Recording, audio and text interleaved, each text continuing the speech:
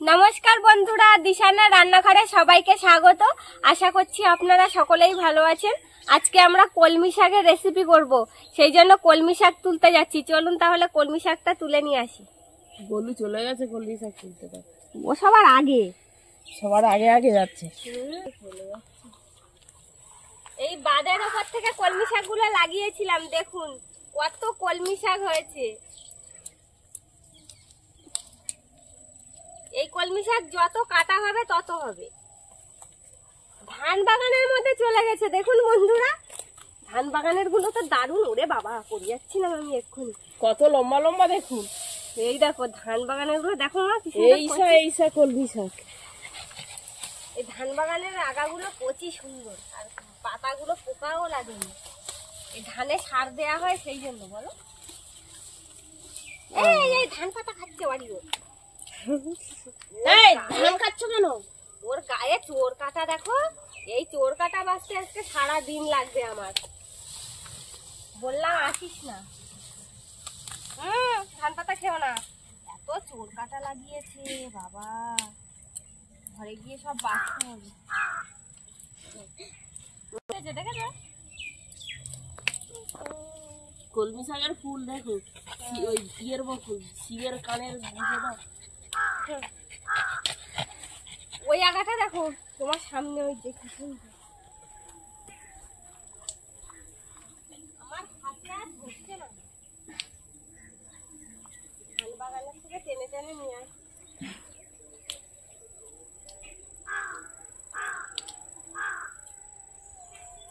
গুলো সব তুলে নিয়েছি, চলুন তাহলে এবার বাড়ির দিকে যাওয়া যাক। কত বড় বড় পাতা।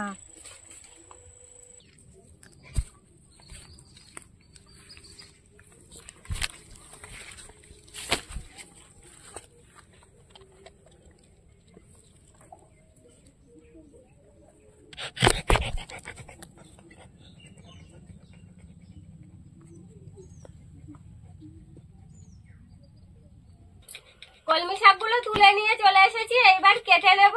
আজকে কলমি শাক চিংড়ি মাছ দিয়ে ভাজা করব, আর তার সাথে চিংড়ি মাছ ঝোল রান্না করব। চলুন তাহলে কেটে নিই। একদম কচি কচি কলমি শাকের আগা তুলে নিয়ে এসেছি, এবার সুন্দর করে কুচিয়ে নেব। আমি এদিকে চিংড়ি মাছগুলো কেটে নিচ্ছি।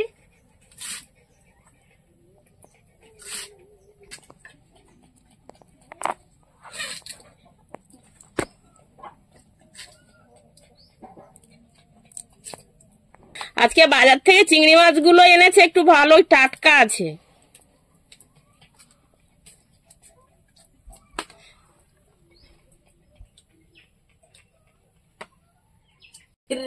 গলু হাঁপাচ্ছে, দেখো গরম লেগেছে ওর। ঘরে রেখে দিয়ে আসো।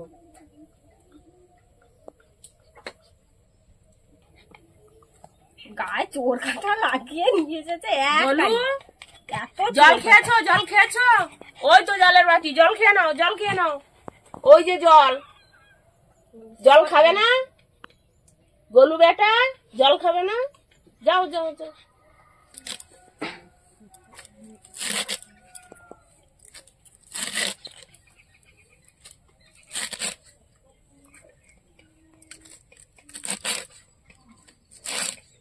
এই মাছগুলো ভেজে নেবো।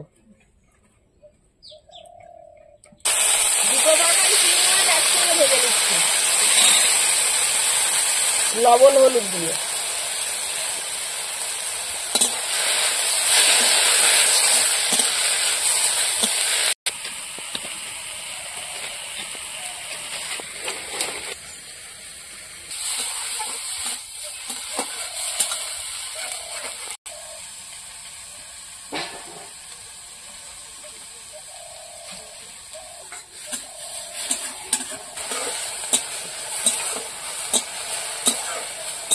চিংড়ি মাছ ভাজা হয়ে গেছে, তুলে নেব।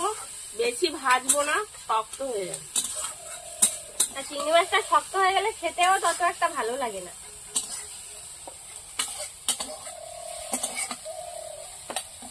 এবার শাক বসাবো, তেল দিয়ে দিচ্ছি। তেলে শুকনো লঙ্কা কেটে দেবো।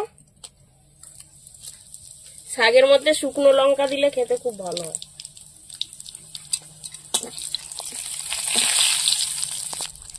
পেঁয়াজ, রসুন,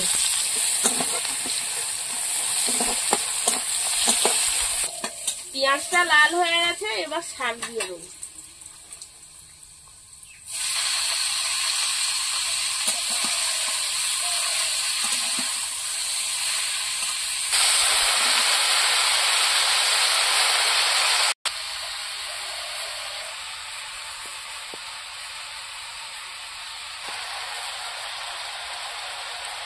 এবার আমি বেগুনগুলো কেটে নেব।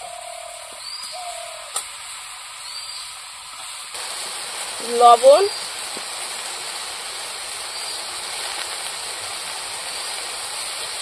হলুদ, ভেজে রাখা চিংড়ি মাছও দিয়ে দেবো। এবার শাকটা ঢাকা দিয়ে রাখবো।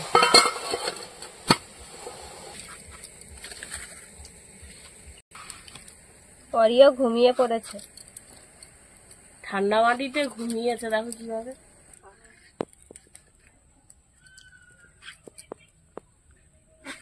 নাক ডাকিয়ে ঘুমাচ্ছে নাকি? গোলু, ঘুমাচ্ছ? ঢাকাটা খুলে নেব।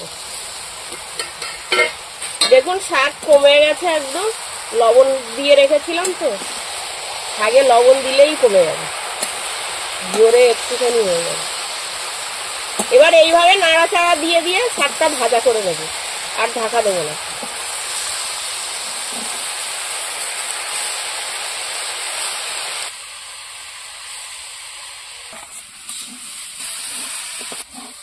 বন্ধুরা, এরকম আরো নতুন নতুন রেসিপি দেখতে আমাদের চ্যানেলটিকে সাবস্ক্রাইব করবেন, আর অবশ্যই পাশে থাকা বেল আইকনটি প্রেস করবেন, তাহলে আমরা নতুন কোনো ভিডিও আপলোড করলে নোটিফিকেশন আপনাদের কাছে পৌঁছে যাবে। আর কে কোথা থেকে দেখছেন কমেন্ট করে বলবেন, তাহলে আমরা আরো নতুন নতুন ভিডিও করার আগ্রহ পাবো।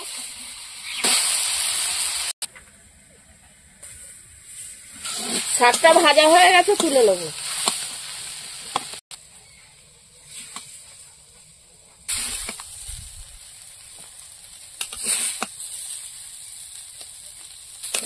শাকটা রান্না হয়ে গেছে, এবার বেগুনের তরকারিটা বানাবো।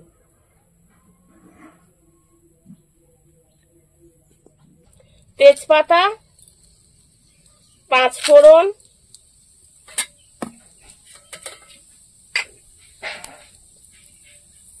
আর রসুন।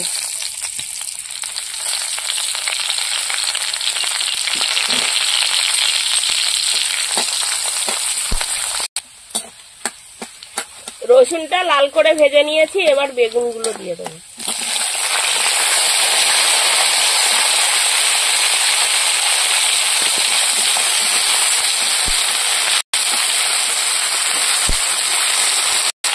কাঁচা লঙ্কা ছেড়া,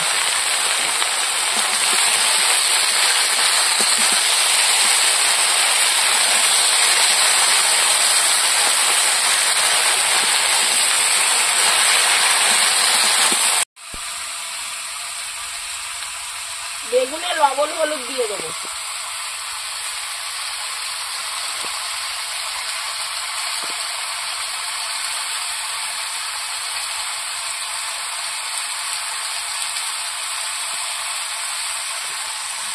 চিংড়ি মাছ,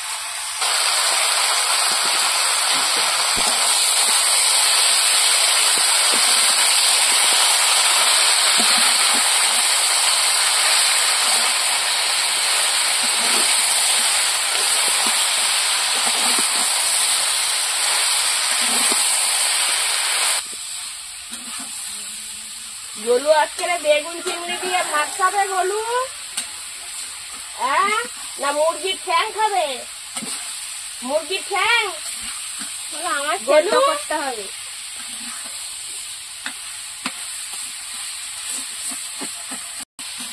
আমাদের বাড়ি 3টে ডগি আছে, লালু, ভুলু আর গোলু। গোলু এখানে ঘুমাচ্ছে, ভোলু ওই গাছের গোড়ায় দেখুন ঘুমাচ্ছে। আর লালু কোথায় গেছে? ডাকার সঙ্গে সঙ্গে সবাই চলে আসে। কষানো হয়ে গেছে, জল দিয়ে দেবো।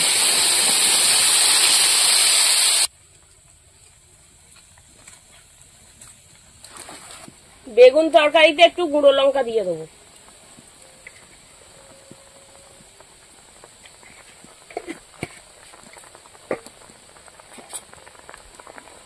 তরকারির জন্য জিরাটা বেটে নেব।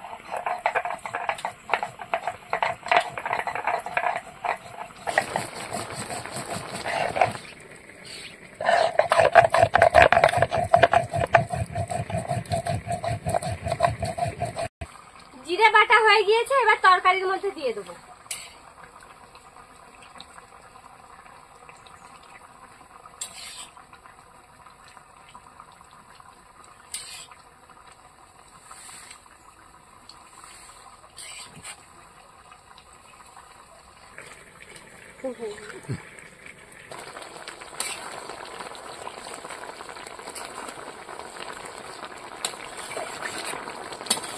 জিরে বাটা দিয়ে দিয়েছি, এবার তরকারিটা আরেকটু সময় ফুটিয়ে নেব।